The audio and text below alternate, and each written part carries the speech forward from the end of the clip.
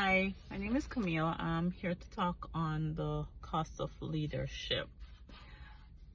Today, I am going to focus mostly on negotiating leadership, which I will use Moses. I really do like Moses because I love the encounter he had with God face to face on the mountain, and I think he was a great leader. As we journey through this topic, Moses negotiated a lot for the people of Israel when it come to their needs and wants, but they're a rebellious generation and they wanted what they wanted. So Moses went on the mountain to have an encounter with God face to face, and while he was away, Aaron was overseeing the people, and while they were waiting, they were being impatient at the same time. So they asked Aaron if he would allow them to build a golden calf so they could worship, because they weren't getting any word from God, and Moses was not in their presence at the time. However, they did go ahead and do it. So God had told Moses that he needed to go back because the people were doing things that were not pleasing in the sight of God. So on his way back, Moses saw what they had done, and he was furious with them, and he had broken the tablet that was given to him by God on the mountain.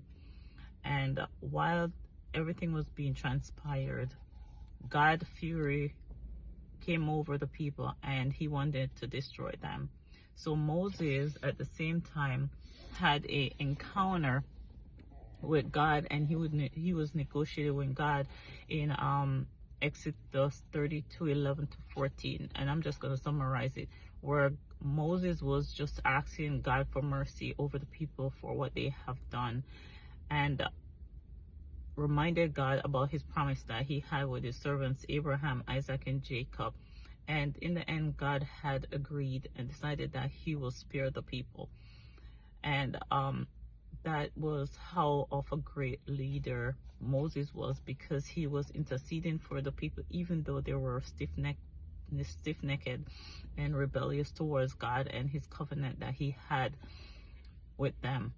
And I kind of understand where it's coming from, but at the same time, if you make a covenant with God, you have to keep the covenant, because if you break it, then this is where the curse of God will come upon that person or a group of people, because they decide they don't want to honor God anymore, but they want to honor other gods, and God doesn't like that kind of stuff when you honor other gods before him. So Moses was a great leader and a negotiator for the people of Israel. However, I'm going to speak a little bit on the silent endurance leadership.